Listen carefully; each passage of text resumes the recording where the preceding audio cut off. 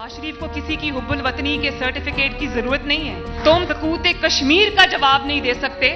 इमरान खान, इदारों के पीछे से निकलो और अपनी लड़ाई खुद लड़ो। रियासत की पूरी ताकत आपने नवाज शरीफ को और उसकी जमात को कुचलने में लगा दी। ये चीजें भी एक हद तक चलती हैं, उसके बाद नहीं चलती। और मैं गिरफ्तार होती हूँ, हो जाऊं, मेरे अलावा भी 10 लोग और गिरफ्तार होते हैं। मुस्लिम लीग नून के पास कारकुनों की और जानबाजों की कमी नहीं है। इस हुकूमत की बुनियाद ही इतनी कमजोर है कि इस हुकूमत को एक झटका लगा तो ये हुकूमत एक झटके सह नहीं सकेगी। ये अपनी साजिशों की वजह से, अपनी कमजोरी की वजह से वक्त से बहुत पहले गिर जाएगी इंशाल्लाह। बिस्मिल्लाहिर्रहमानिर्रहीम। अस्सलाम वालेकुम नाज़रीन, लाइव प्रोग्राम आप देख रहे हैं। मैं इमरान खान हूँ। ये वज़ीर-ए-आज़म पाकिस्तान इमरान खान को आप सुन रहे थे कि इसके पीछे हिंदुस्तान है और वो मुकम्मल मदद कर रहा है। और मैं ये आपको कह रहा हूँ, बड़ा ज़ोर दे के प्राइम मिनिस्टर ऑफ पाकिस्तान ने कहा। बहुत बड़ी बात है कि पाकिस्तान का 3 मरतबा का वज़ीर-ए-आज़म, वो अगर कोई बात करे बरतानिया से बैठ कर, तो हिंदुस्तान उसके पीछे है और उसकी मदद कर रहा है। जैसे हम अल्ताफ़ हुसैन के बारे में कहते थे, वैसे ही आप नवाज शरीफ साहब के बारे में कहिए। और ये बात कोई और नहीं कह रहा, पाकिस्तान का मुंतखब वज़ीर-ए-आज़म कह रहा है। जो इस वक्त पाकिस्तान का वज़ीर-ए-आज़म है, जो पाकिस्तान पूरा उनकी जिम्मेदारी है, वो जिम्मेदारी के साथ कह रहे हैं कि मियां नवाज शरीफ के पीछे इंडिया है और इंडिया जो है वो सपोर्ट कर रहा है जो मियां नवाज शरीफ साहब कर रहे हैं। वैसे ये बात तो हम भी कहते हैं कि जो वो कर रहे हैं वो इंडिया को सूट करता है। इंडिया को सूट करना या इंडिया का एजेंडा खुद चलाना, ये 2 अलग चीजें हो सकती हैं। यानी मियां नवाज शरीफ साहब इदारों से लड़ रहे हैं, ये इंडिया को सूट कर सकता है और इंडिया उसमें सहूलतकारी ये कर सकता है कि उसको उठाए, उसको उछाले, प्रोपेगेंडा करे, ये कर सकता है। लेकिन इंडियंस जाएं और मियां साहब को बताएं कि मियां साहब ये करना है और फिर मियां साहब वो करें, ये एक अलग बात है। ये 2 चीजें हैं। यहीं से मैं आज के प्रोग्राम का आगाज करूंगा। मेरे साथ जो मेहमान मौजूद हैं, हमारे साथ जनरल रिटायर अमजद शुएब साहब मौजूद हैं, सीनियर तजियाकार हैं, दिफाई माहिर हैं। बहुत शुक्रिया सर आपका। हमारे साथ सलीम बुखारी साहब मौजूद है, आप सीनियर तजियाकार हैं, हम सबके उस्ताद मोहतरम हैं। बहुत शुक्रिया सर आपका। और यह मकबूल जान साहब मौजूद है आज के प्रोग्राम में। आप किसी तारुफ के मुताज नहीं हैं और ये सब बड़ी मेहरबानी है आपकी। एक्चुअली प्राइम मिनिस्टर के इस जुमले के 2 मतलब निकलते हैं। एक ये कि जो इंडिया कह रहा है डेलिबरेटली नवाज शरीफ वो कर रहे हैं। एक ये निकलता है जो नवाज शरीफ कर रहे हैं इंडिया उससे फायदा उठा रहा है या उसको उसके पीछे आपको समझ के आ रही है। और ये देखिए, मेरा ख्याल है इमरान खान साहब ने जो बात की है वो मेरा ख्याल है शायद तो उनसे मुंह से निकल गई है और या उनसे कोई अदायगी नहीं हुई, क्योंकि इस तरह बराह रास्त आप नहीं कह सकते। क्योंकि जब आप इस तरह बराह रास्त कहते हैं तो फिर आपको हैसियत वज़ीर-ए-आज़म उसको साबित भी करना पड़ता है। हाँ, ये अगर कहें कि आप जो कुछ कर रहे हैं वो बुनियादी तौर पर इंडिया के मफाद को पूरा करता है या इंडिया के ही आप बयानियां बोल रहे हैं या जो इंडिया चाहता है वैसी आप कर रहे हैं, तो ये बिल्कुल मुख्तलिफ सी चीज़ है।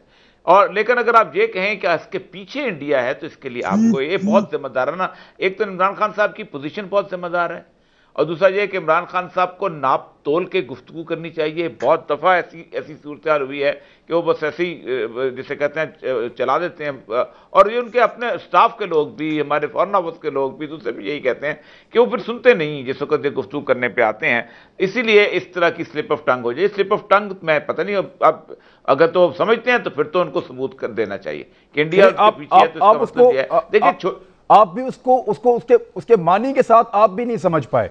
ये जैसे मुझे कंफ्यूजन है, आपको भी वही है। क्योंकि अगर तो प्राइम मिनिस्टर नहीं, इमरान खान, देखो एक बात सुनो, ट्रंप और प्यूटन का जब मसला हुआ था ना, इसी तरह का छोटा सा ही मसला था, इशू बन गया था और आपको साबित करना पड़ जाता है ऐसे मामलात के अंदर। जो अरे मैं कहूं, आप कहें, ये कहें, वो कहें, जर्नलिस्टिक गुफ्तगू होती है, कर दी जाती है तकरीर करते हुए जलसे में भी।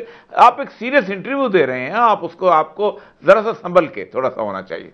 भारत मैं यही समझता हूं कि मतलब वही है कि इंडिया उसके पीछे है। हाँ जी जनरल साहब आप इससे क्या समझ रहे हैं? यानी अपना इनपुट है ना आप इसमें। देखिए हम तो ये बार बार कह रहे हैं कि जो मियां साहब कर रहे हैं उसका फायदा इंडिया को हो रहा है। ये बिल्कुल, और ये साहब दुरुस्त कह रहे हैं कि अगर प्राइम मिनिस्टर के मुंह से ऐसी बात निकले तो फिर उसको लीगल एक्शन भी लेना चाहिए और उसके पास सबूत और शवाहिद भी होने चाहिए। शवाहिद होंगे तो लीगल एक्शन भी आगे चलेगा। लेकिन हम सबका तजर्बा है कि इमरान खान साहब ने जब भी कभी बात की है, होमवर्क भी नहीं किया हुआ होता और उसके साथ साथ बहुत दफा वो बड़ी सतही सी बात कर देते हैं। नतीजा ये है कि वही बातें जो है वो बाद में आपका भी पीछा करती हैं और उन पर सवालात भी उठते हैं।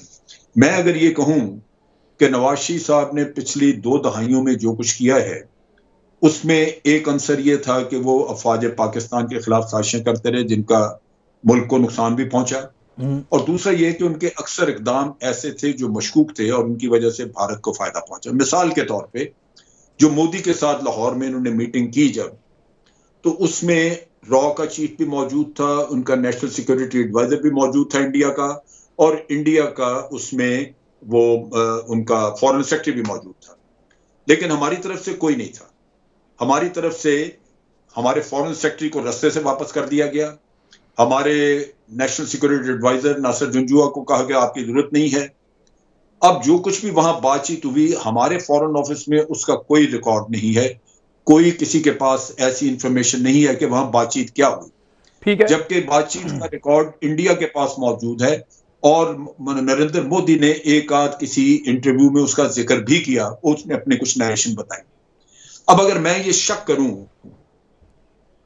कि मियां साहब ने एक ऐसी मीटिंग की जो कि मशकूक थी कि उन्होंने क्या बातें करनी थी, क्या ऐसी चीज थी जिसमें कि हमारा फॉरेन सेक्रेटरी शामिल नहीं हो सकता था, क्या ऐसी बातें थी जिसमें हमारा नेशनल सिक्योरिटी एडवाइजर नहीं शामिल हो सकता था, जबकि वो सारे मौजूद थे इंडिया की साइड से, तो शक उठेंगे।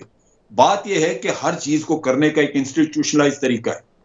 अगर आप अदालती तरीका इख्तियार करेंगे तो उसमें किसी को भी आपके ऊपर उंगली उठाने का कोई मौका भी नहीं मिलेगा। तो मियां साहब भी बड़े इस तरह की मीटिंगें जैसे जनरल के साथ भी की, बहुत सारा इस पे कहा जाता है कि मुंह पे हाथ रख के लिपसिंग छुपाने का मसला, लिपसिंग छुपाने के अंदाज में बात भी करते रहे, और लिपसिंग ना पता चल जाए, वो मुंह छुपाने के अंदाज में मुंह पे हाथ रख के बात भी करते रहे नरेंद्र मोदी के साथ। ये वो चीजें हैं जिनसे आपको शकूक पैदा होते हैं। लेकिन मैं बुखारी साहब, मुझे आपके पास आना है। सर, मुझे बताएं कि प्राइम मिनिस्टर ऑफ पाकिस्तान का जुमला जिस अंदाज में उन्होंने बयान किया कि अल्ताफ हुसैन के साथ जोड़ा, और अल्ताफ हुसैन के बारे में वो पहले से ही शोर थे, और वो कहते हैं बार बार कि इसके पीछे रॉ है और उसके सबूत भी मौजूद है, रोजाना कोई ना कोई बंदा भी अब पकड़ा जाता है, रॉ के साथ उनकी ट्रेनिंग, तरबियत, इंडिया जाना, ये सब साबित हो रहा है कि MQM लंदन के लोग रॉ के साथ मुलविस रहे हैं, इंडिया के साथ मुलविस रहे हैं, उनकी फंडिंग भी होती रही है।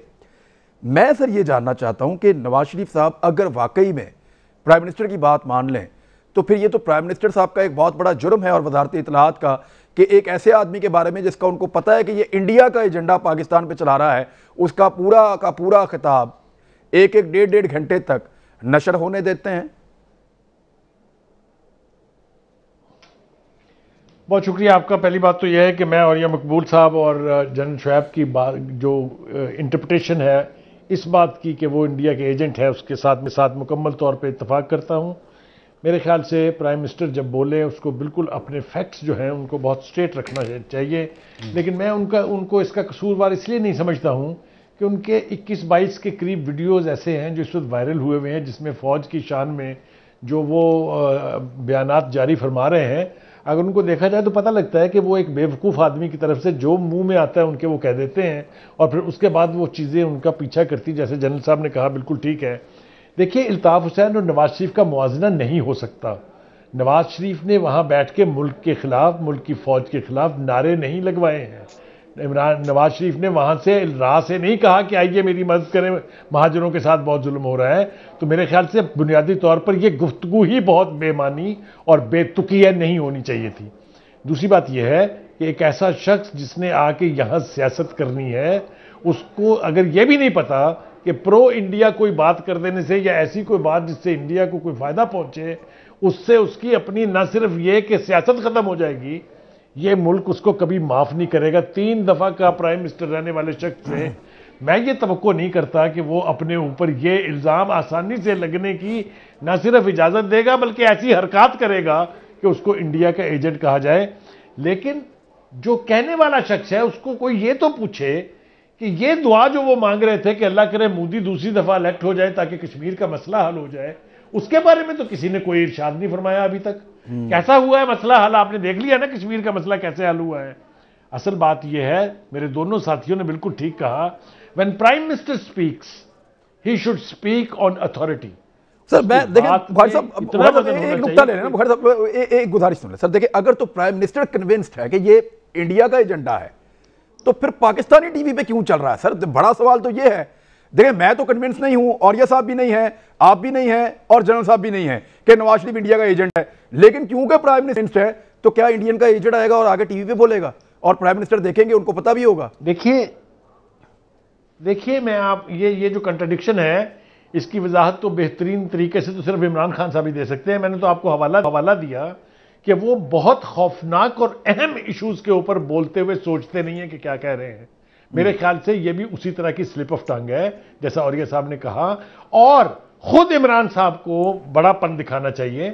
He should act like a statesman कि वो that was a slip of tongue, क्योंकि ये इल्जाम लगा देने के बाद आपने और हवा दी है उस दुश्मनी को जो इस वक्त क्रिएट करने की कोशिश की जा रही है, या जिसका मैं समझता हूं कि नवाज शरीफ मुजरिम है। पाकिस्तान की फौज के बारे में मैं कुछ सुनने के लिए आमादा ही नहीं हूं, चाहे वो कोई कह रहा है, कुछ भी कह रहा है, क्योंकि पाकिस्तान की फौज का कोई एंटी पाकिस्तान एजेंडा हो ही नहीं सकता। ये मैं कन्विक्शन से कुछ सैकड़ों बार कह चुका हूं, आपके प्रोग्राम में कई दफा कह चुका हूं। बुखारी साहब बड़ी मेहरबानी, जी मैं आपने सबके जज्बात की तर्जुमानी की इस बात में। और ये मकबूल जान साहब, मामला ये है कि नवाज शरीफ साहब को आसरा क्या है? यानी एक लंबी खामोशी थी, पाकिस्तान से बाहर गए थे, वो सऊदी अरब का रोल जो है वो सबको पता था कि सऊदी अरब इमरान खान से नाराज है। मियां साहब को अल्टीमेटली उनको दूसरा ऑप्शन था, वो निकालना ही पड़ा, और उनकी ब्लैकमेलिंग भी थी। लेकिन अब इस वक्त मियां साहब को किसने कहा कि शुरू हो जाओ? रीजन क्या बन रही है? अब क्या रीजन बन रही है? जिन लोगों ने नवाज शरीफ के साथ काम किया है, जो उसके क्लोज हैं, वो नवाज शरीफ साहब को जानते हैं कि वो एक एलिफेंट मेमोरी रखते हैं, और उनके अंदर एक एरेटिक सूरत हाल भी है, और वो रिवेंजफुल बहुत ज्यादा है। इतने शदीद रिवेंजफुल हैं कि उनकी उसमें माफी नाम की कोई चीज नहीं है।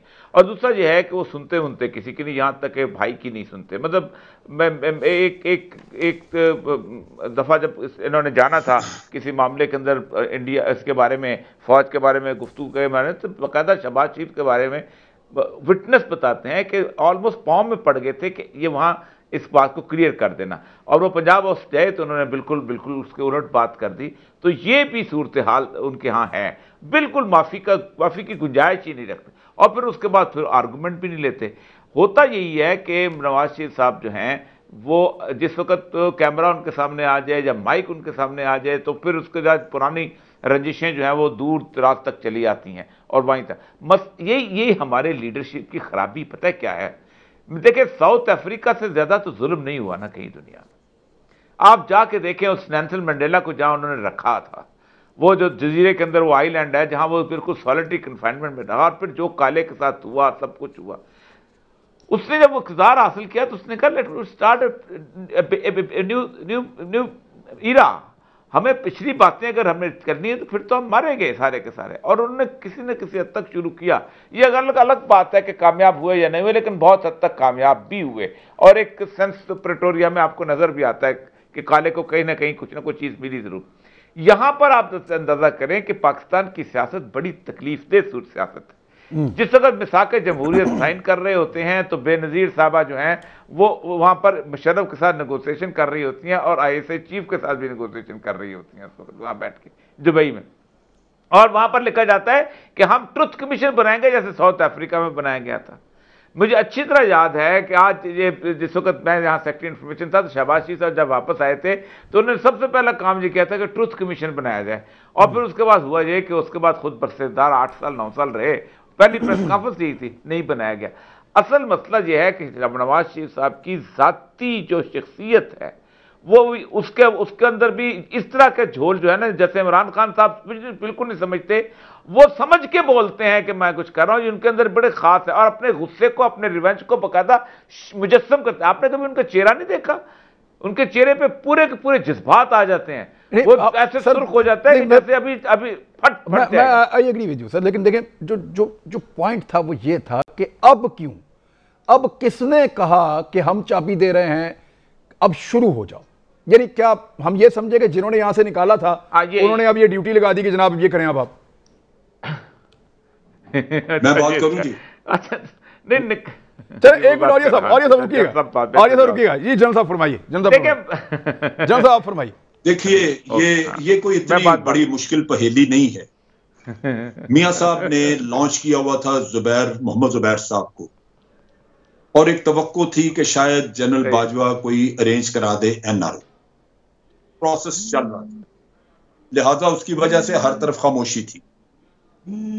आपने देखा कि खामोशी और कोई भी ऐसी बात नहीं हुई, लेकिन फिर जब वो उम्मीदें टूट गई तो फिर एकदम से तूफान आ गया, और फिर उसके साथ ही आपको अदालतों ने भगोड़ा करार दे दिया। उन्होंने कहा जी कि ये अदालतें बहुत वक्त तक उनकी ताबे रही हैं, उनको हर दफा यहां से मर्जी के फैसले मिलते रहे हैं। ये भी उनके लिए एक सरप्राइज था कि ये क्या हो गया कि अदालत ने उनको मफरूर करार दे दिया।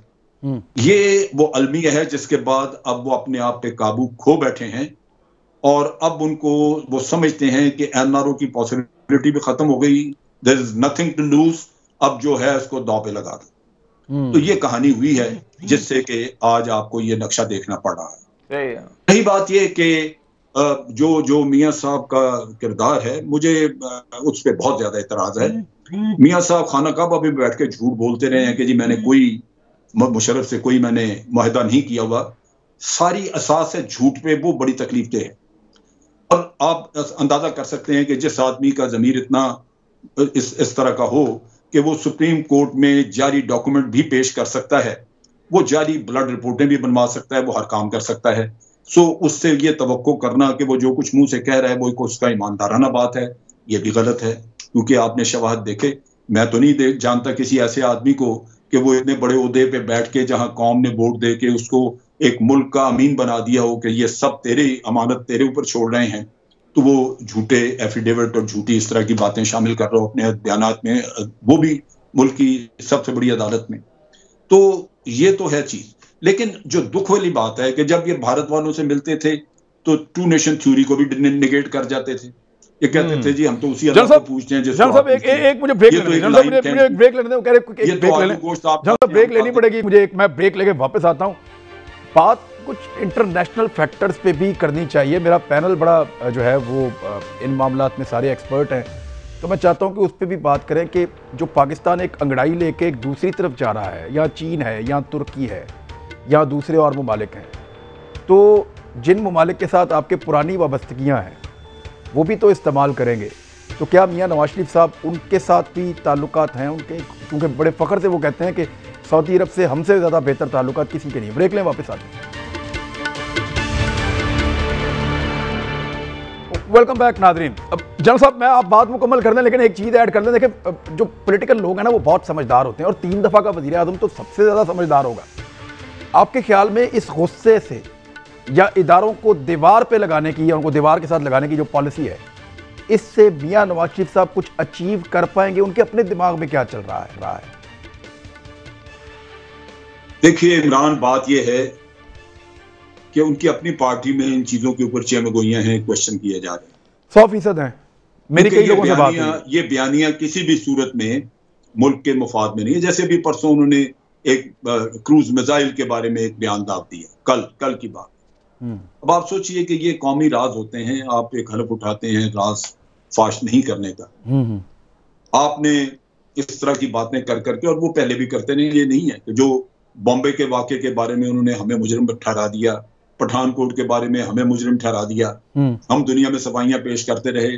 इन चीजों की वजह से 70-80 हज़ार लोग यहाँ मारे गए। भारत दहशतगर्दी कराता रहा, लेकिन उसके बावजूद वो दुनिया में हमें दहशतगर्द बनाने में कामयाब हो गया।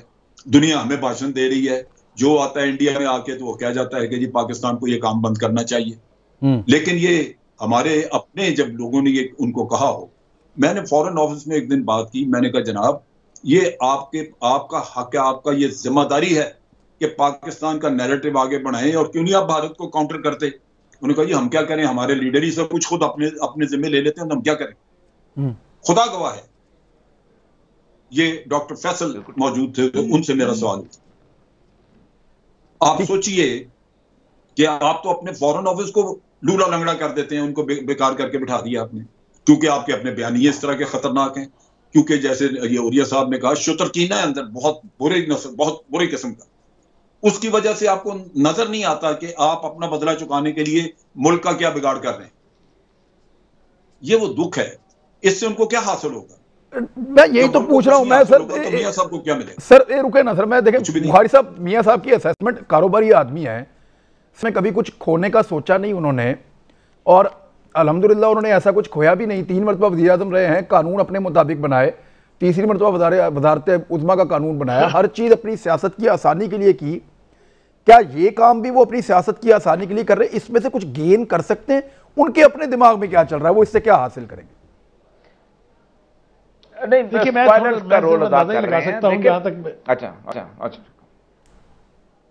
जी बुखारी साहब, मैं सिर्फ इसके बारे में अपना अंदाजा बता सकता हूं आपको। मेरा ख्याल ये है कि एक तो जितना नैब का एक्सटेंसिव इस्तेमाल हुआ है वन साइडेड, एक तो ये उनकी फ्रस्ट्रेशन की वजह हो सकती है, जिसके नतीजे में उनके भाई साहब भी अंदर हैं, उनके भतीजे भी अंदर हैं, उनकी बेटी पर भी केसेस हैं, उनके अपने ऊपर भी केसेस हैं, पार्टी के बहुत सारे दीगर लीडरों पर भी केसेस हैं।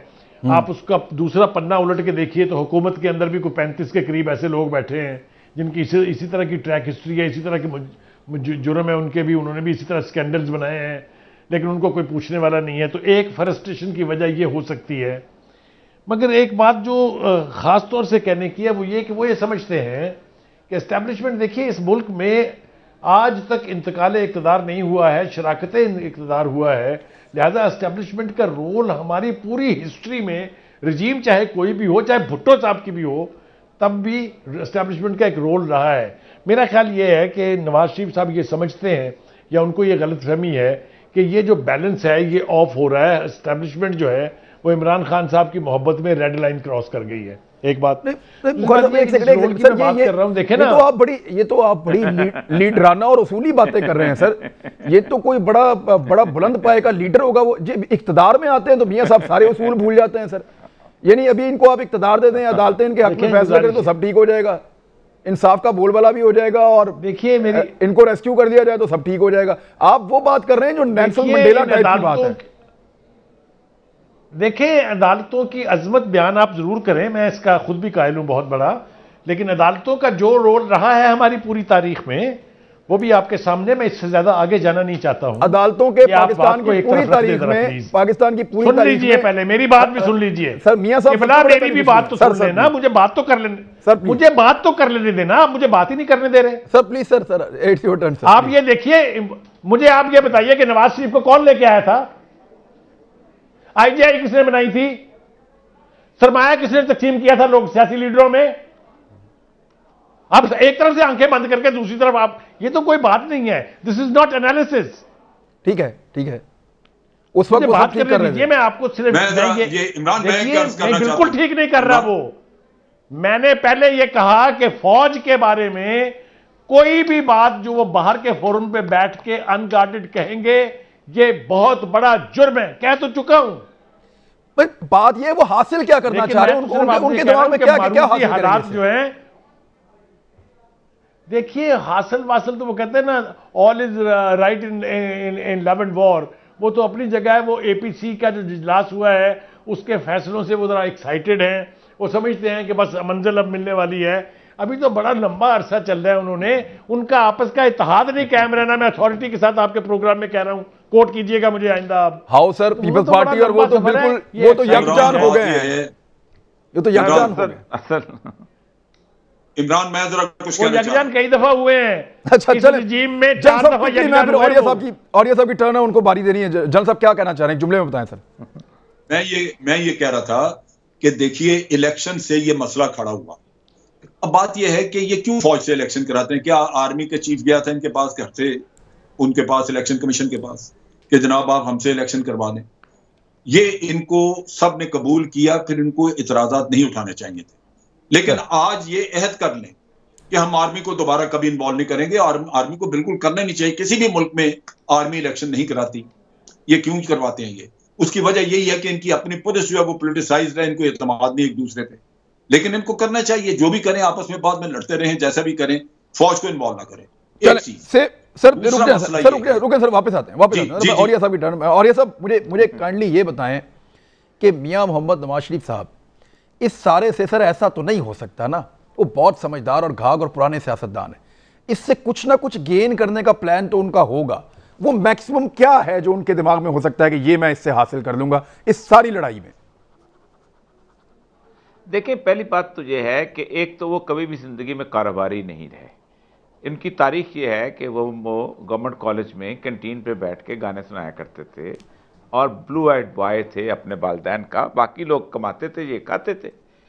इनकी एक एप्लीकेशन जो है परसर लगने की क्रिकेट के पीसीबी में आज भी पड़ी हुई है। कोई चाहते थे क्रिकेटर्स के साथ उनके तल्लुकात अच्छे हो जाएं तो वहाँ चल जाएं। जिंदगी के एम खिलंडरे से बच्चे थे, अचानक उनको फाइनेंस मिनिस्टर बना दिया गया। फाइनेंस मिनिस्टर के साथ साथ वो फिर आगे चल कारोबार उन्होंने नहीं किया। उस तरह कारोबार करने वाले उनके बाकी भाई थे, बाकी मियाँ, जब तक मियाँ साहब खुद जिंदा रहे वो खुद करते थे। तो ये बात नहीं है, बस मियाँ साहब एक खुशकिस्मत इंसान हैं और उनके इर्द गिर्द जो है माहौल इकट्ठा कर दिया गया। आप मुझे ये बताएं, पाकिस्तान की हर चीज के लाडला बच्चा रहा है मियाँ नवाज शरीफ।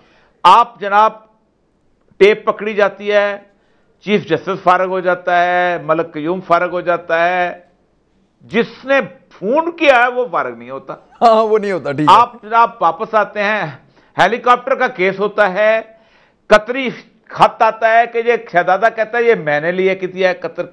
11 साल बाद लिमिटेशन एक्ट खत्म होता है, आपका हेलीकॉप्टर को अचानक एयरपोर्ट पे आग लग जाती है, आपको क्लीन चिट मिल जाती है, वो कतरी खत एक्सेप्ट हो जाता है। मियाँ शरीफ साहब जो हैं वो 13 साल के बाद वापस आते हैं, इनकम टैक्स का केस है। इनकम टैक्स केस के अंदर वो कहते हैं कि मुझे जो है ये 51,000 रुपया जो है ये ज्यादा असेस कर दिया, मैं तो 23,000 रुपया देना चाहता हूं। वो केस हुआ वो रिवर्ट बैक हो जाता है। फिर क्या मियाँ नवाज शरीफ को इस सजा मिली है इस तरह की? आप जरा सा सैफुर रहमान के जमाने में सिर्फ बेनजीर भुट्टो का शेड्यूल देख लें और आसिफ जरदारी की लेंथ ऑफ इंप्रिजनमेंट देख लें, और उसके बाद बेनजीर के उसके बाद वाकये के बाद जिस तरह वो उसमें आसिफ जरदारी ने बिहेव किया, जो कुछ पीपल पार्टी से मेरे 1000 इख्तलाफात, भुट्टो से इख्तलाफात, लेकिन एक तहम्मुल का सबूत जरूर दिया उस मामले के अंदर। कुछ भी था जो भी था, और बाकी मामला मियाँ साहब के अंदर एक शुतरकीना जो लफ्ज था बिल्कुल एग्जैक्टली वही है।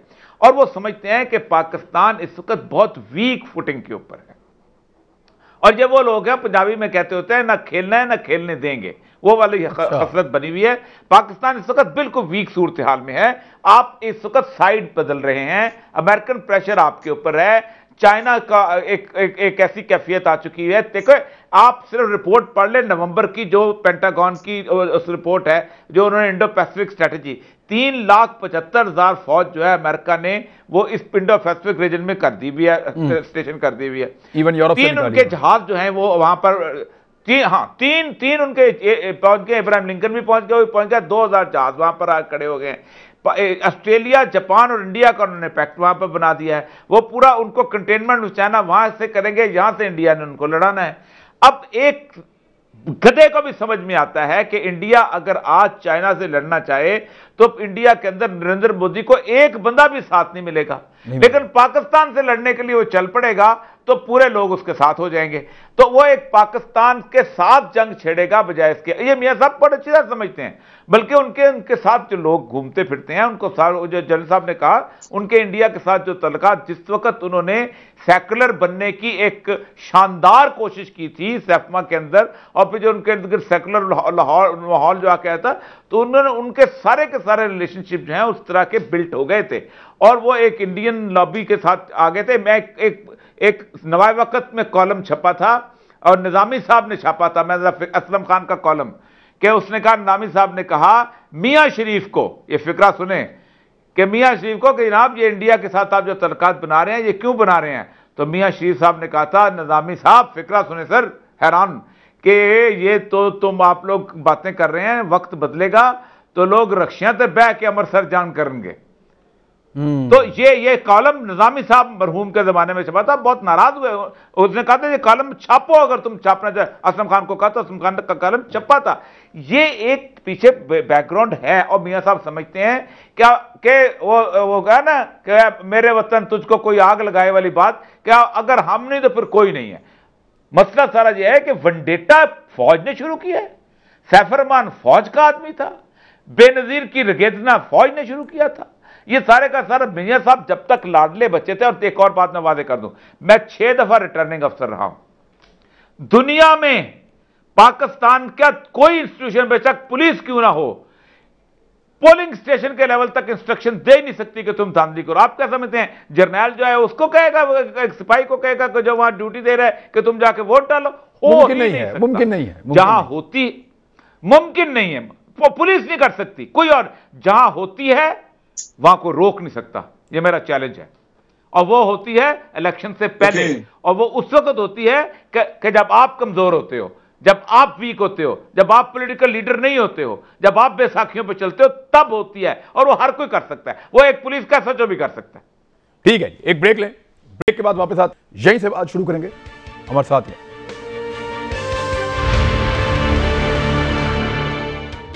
वेलकम बैक नाजरीन। बुखारी साहब, लंदन से मौसर अवामी तहरीक चलाई जा सकती? बिल्कुल नहीं चलाई जा सकती। मैं ये मानने के लिए तैयार ही नहीं हूँ। उन्हें आना पड़ेगा वापस। अगर वो ना आए तो ये अपना जो सो कॉल्ड एपीसी का शेड्यूल अनाउंस हुआ है वो ही पूरा नहीं होगा। आप देख लीजिएगा, ये हमारी तारीख में ये हुआ नहीं है कभी कि हर आदमी इमाम खुमैनी नहीं है ना, जो पेरिस की मस्जिद में इनकलाब ले आएगा। फॉर गॉड सेक, उनकी कंट्रीब्यूशन कुछ और होती थी। ये यहाँ पाकिस्तान के कॉन्टेक्स्ट में ये पॉसिबल ही नहीं है।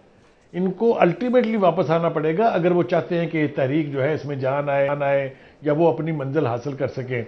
2-3 बड़े बड़े चैलेंजेस उनको वो दरपेश हैं, जिसका मुझे बाहर कोई यानी हल उनके पास नज़र नहीं आता। एक ये कि उनको खुद यहाँ आना पड़ेगा, इसलिए कि जो एक पॉसिबिलिटी हो सकती थी, शहबाज शरीफ साहब इस वक्त जेल में हैं। Maryam is too young and too inexperience to lead a movement. ये पार्टी का ऑफिस चलाने की बात नहीं है, इट्स लीडिंग ए मूवमेंट। कि जब तक नवाज शरीफ साहब यहाँ नहीं होंगे नहीं होगी। दूसरी बात, सबसे बड़ा चैलेंज ये है कि क्या पार्टियों की जो अंडरस्टैंडिंग एपीसी के इजलास में हुई थी वो उस पर वो कायम रहने जा रही है फॉर लॉन्ग 3-4 मंथ्स और नॉट। अभी से हमें वहाँ एक दफ़ा तो बीच में से मौलाना उस वक्त उठने लगे थे जब इजलास अभी चल रहा था, मेरे साथियों को पता है। दूसरी बात ये कि मुझे तो अजीब गरीब लग रहा है, where is peoples party for the last 3 days. ये सारी मूवमेंट, ये जितनी भी पिछले 3 दिन की कार्रवाई है, ये सिंगल्ड आउट है टू पीएमएलएन। अपनी तकरीरों में तक में तो उन्होंने एपीसी का जिक्र नहीं किया कहीं। तो मेरी तो बहुत रिजर्वेशन हैं इसके ऊपर कि ये तहरीक अपने मंतकी इंजाम को पहुंच पाएगी। प्रेमिसेस ठीक है, वो चाहते हैं कि एक जो वो बिलीव करते हैं कि ये इलेक्शन जो है ये रिग हुआ था, उसके बारे में भी लोगों की मुख्तलिफ राय हैं, कोई एक कंसेंसस नहीं है। ये कहना कि वो 100% फ्री और फेयर इलेक्शन थे नामुमकिन है, वो कभी भी नहीं। ये कहना वो ओवरऑल रिग्ड थे, ये भी नामुमकिन है। मैं कहना ये चाह रहा हूं कि अगर उन्होंने मूवमेंट चलानी है और उसको कामयाब करना है, उन्हें वापस आना पड़ेगा। और दूसरा, ये इंश्योर करना पड़ेगा सबको कि वो हाथों में हाथ जोड़े रहें। जो एक दफ़ा हाथ उठते हैं, इमरान खान की और मौलाना फजल रहमान की भी हाथ उठा के एक तस्वीर चल रही है आजकल, वायरल हो रही है, ये लास्टिंग नहीं होते, बहुत टेम्परेरी होता है। तो मेरी रिजर्वेशन हैं कि एपीसी की लीडरशिप अपने हतमी शेड्यूल तक पहुंचने तक, यानी जनवरी तक, एक प्लेटफॉर्म पर, एक पेज पर रहेगी। जल साहब, मौलाना फजलुर रहमान साहब जिस पिच पे इस वक्त खेल रहे हैं और जितना जोर लगा रहे हैं और जिस तरह के अल्फाज बोल रहे हैं, अगर उनके पास सरबराही आ जाती है, जिसके इम्कान ज्यादा है, क्योंकि नून लीग अपना बोझ जो है या अपना वोट उनकी झोली में डाल सकती है, पीपल्स पार्टी ने रजिस्ट किया था। अगर मौलाना साहब सरबराह बन जाते हैं इस तहरीक के, तो सर ये तो ठा हो जाएगा। देखिए, बात यह है, मौलाना भी अपने आजमा चुके हैं और फिर आजमा लें। असल चीज ये है कि मौलाना में फ्रस्ट्रेशन बाकियों की निस्बत ज्यादा है। वो तो पहले दिन से सिस्टम को तहस नहस करने के चक्कर में थे, लिहाजा वो बाज हदें क्रॉस करने की कोशिश करेंगे। लेकिन उनकी ये टेक्निक या उनका ये करना कामयाब उसी वक्त होगा जब दूसरी 2 बड़ी पार्टियां उनके साथ खड़ी होंगी। जैसा बुखारी साहब बता रहे हैं, पिछले कुछ दिनों से पीपल्स पार्टी गायब है और अगर मौलाना ने लीडरशिप ले ली तो हो सकता है कि आधी नून लीग भी पीछे से गायब हो जाए। क्योंकि ये जो जिस सियासत का वो बात करते हैं ना, मौलाना की अपनी खूबी क्या है, उनके मुंह से 72 साल में पाकिस्तान जिंदाबाद नहीं सुना हमने, वो उसकी हसरत हम लेके बैठे हुए हैं। वालिद मोहतरम ने भी कहा था कि शुक्र अल्लाह का हम इस गुनाह में शरीक नहीं थे। तो वो तो उनकी अपनी तारीख सिर्फ अपनी जात तक मौजूद है। आज कौम का कसूर यही है कि उनसे पूछ लिया कि उनके एहसासे क्या है और कहां से आए, इसकी वजह से वो नाराज हैं। तो बात यह है कि ये सारा जिस तरह बुखारी साहब ने नक्शा खींचा है, बात यह है कि ये तहरीकें चलती तब है अगर आपस में इत्तेहाद हो। ख्वाजा आसफ ने जो बात की है वो भी ठीक है और जो बात की है तदाद हसन ने वो भी ठीक है। इत्तेदाद हसन साहब कहते हैं कि जनाब नून लीग की लीडरशिप पे एतमाद नहीं किया जा सकता। ख्वाजा असद कहते हैं कि मैं जरदारी पे कभी एतमाद नहीं कर सकता। बिल्कुल ठीक कह रहे हैं। जरदारी साहब ही थे जिन्होंने नवाज शरीफ साहब से बड़े वादे किए थे और फिर जब फिर गए तो कहा कि जनाब ये कोई कुरानी आयात तो नहीं थी कि जो मैंने जरूर उसको पढ़ना था, मैं बदल भी सकता हूँ। यानी वादे से फिरना उनके लिए कोई ऐसा बड़ी बात नहीं थी, बड़ी हैरानी की बात है, लेकिन उन्होंने ये कहा। तो बात ये है कि सियासत सारी ये जो हम देख रहे हैं ये अपनी जात तक महदूद है, जात के लिए, मुल्क के लिए तो है ही नहीं। लिहाजा जहां जात का मुफाद नजर आएगा पीपल पार्टी भी उधर चल पड़ेगी। और अगर नून लीग में कुछ लोगों को नजर आया तो मियां साहब के अलावा कई लोग हैं, मियां साहब तो शायद उधर खड़े रहें क्योंकि वो एक बड़े बड़े महफूज जगह पे उन्होंने अपनी एक जन्नत बनाई है, उधर बैठे हैं मजे में। तो बाकी लोगों में से तो कई हैं जो निकल जाएंगे इस खेल में। बुखारी साहब कुछ फरमाना चाह रहे हैं? चीजें ऐसी नहीं हैं जिन पे आदमी मुकम्मल तौर पे यकीन रख के कह सके कि वाकई ये हो जाएगा ऐसे, ये कोई तहरीक चला लेंगे। तहरीक में मुफादात का मसला बड़ा जाती अपने अपने मुफादात हैं, वो जहां जहां जिसके सर्व होंगे वो उधर अपने पूरे कर ले। जी बुखारी साहब क्या कह रहे हैं आप? मुझे बस सिर्फ एक जुमला कहना है, वो ये कि अगर तो नवाज शरीफ साहब चाहते हैं कि इमरान खान साहब को उठा दिया जाए, वो हट जाए, उनसे इक़्तिदार छीन लिया जाए, तो उन्हें फोकस इमरान खान पे करना होगा। अगर वो एस्टेब्लिशमेंट और फौज को साथ मिला के इमरान खान से लड़ाई लड़ना चाहते हैं तो फिर good luck to him. I don't think if that battle will ever be won. वो फिर इट्स ए लॉस्ट बैटल। और ये सब गवर्नमेंट की बात करें, इनकी कैपेसिटी क्या है अगर ये तहरीक चलती है? देखें अब अगर कौमी सलामती के इदारे हैं उनके ऊपर अगर नवाज शरीफ साहब तनकीद कर रहे हैं तो इंटरेस्टिंगली इसका दिफा भी करना जिम्मेदारी हुकूमत वक्त की है कि वो अपने इदारों का दिफा करे, लेकिन ये हुकूमत ऐसा लगता है कि दिफा किसी और से करवाती है अपना। उसकी एक बुनियादी वजह है ना कि इमरान खान साहब जब भी क्राइसिस में आए हैं उन्होंने कोई पॉलिटिकल हैंडलिंग नहीं की। सबको पता है कि सेनेट के इलेक्शंस कैसे जीते गए और कैसे वो बच गए। सबको पता है फैटिफ का वोट कैसे इकट्ठा किया गया। इमरान खान साहब को तो एक हाथ नहीं मिलाना पड़ा किसी के साथ ना। इमरान खान साहब बेसिकली इस वक्त इमरान खान साहब जो है कोई पॉलिटिकल रोल नहीं अदा कर रहे। वो बुनियादी तौर पर उन्होंने अपने इर्द गिर्द 8-10 ऐसे मशीर रखे हुए हैं जिनको पाकिस्तान की सियासत से कोई दिलचस्पी नहीं। ये वो लोग हैं कि जो बाहर से आया करते थे, आके अपना सैनिटाइजर साथ लाते थे, अपनी जनाब वो जो क्या बंदोबस्त करते थे ब्रीफकेस पार्टी है जनरेटर का, और पाकिस्तान की सियासत को गालियां दे चले जाते थे कि पाकिस्तान में क्या हो रहा है, कुछ नहीं, हम तो 20 साल बाद आते हैं वैसे ही खड़ा। इनको कुछ पता नहीं है। और ये इन्होंने इमरान खान साहब को वही क्रिकेट, इमरान खान साहब के बारे में मेरा एक बेसिक इमरान खान साहब अभी तक एडोलेसेंस से बाहर नहीं निकले। अब देखें ना, जो शख्स इंटरनेशनल लीडर्स के तकरीर कर रहा हो टीवी में बैठ के और ट्रैक सूट पहना हो तो उससे आप उसकी पर्सनैलिटी का अंदाजा लगा लें कि वो अभी तक कनेड कॉलेज में ऑटोग्राफ देने से बाहर ही नहीं निकल सका। और यही उसकी कैफियत है और ये सारा है सारे का सारा। इमरान एक जी जनाब, पीटीएम ने जो यहाँ पीटीएम फली फूली है, आप देखते हैं पीटीएम का मसला। हाँ ठीक है, बहुत सीरियस है। क्या अगर ये सियासत करने के काबिल होते, सियासत करते तो केपीके इनके पास है, वहां पे उसको न्यूट्रलाइज करते। ये तो उनको खुद स्पेस देते रहे और फिर बाद में पीटीएम जो है वो हावी हो गई। उनको इन्होंने सीटें भी दी, उनको अपने उनके अगेंस्ट आदमी नहीं खड़े किए और कहते रहे कि जनाब इनका बयानिया ठीक है, और फिर बाद में इंटेलिजेंस एजेंसी कुछ और बताती रही। क्या केपीके की गवर्नमेंट की ये जिम्मेदारी नहीं थी कि उनको पॉलिटिकली वहां पे न्यूट्रलाइज करते? राइट। अच्छा एक चीज और मैं और ये सब क्विकली मुझे बता दें कि फजलुर रहमान साहब का जो स्टेटमेंट है कि वो हाल करेंगे जो अफगानिस्तान में अमरीकियों का हुआ था, यानी ये तो फजलुर रहमान साहब ने तो नहीं किया वहां पे, वो तो और लोग हैं। ये अपने खाते में क्यों डाल? मैं कल अफगानिस्तान में तालिबान के एक इंतहाई जिम्मेदार आदमी से बात कर रहा था और वो मुझे कह रहे थे कि फजलुर रहमान साहब को अब याद आई है अमेरिका क्या होता है। उसने कहा हमें तो डिच किया इस शख्स ने। अच्छा, मैं बहुत अहम तरीन, मैं कल की बात कर रहा हूं जी। उनका हमें तो डिच किया इस शख्स ने, अब इसको अमेरिका याद आई है और ये याद है। हमारे नक्शे कदम पे चलना हो तो हमारी तरह चलो फिर, अगर चलना है ठीक है। वक्त खत्म हो गया सर। फजलुर रहमान साहब तो खैर सर वक्त खत्म हो गया। दोबारा इंशाल्लाह बात करेंगे, तफसीलात में जाएंगे। बहुत शुक्रिया आप सबका। अल्लाह हाफिज।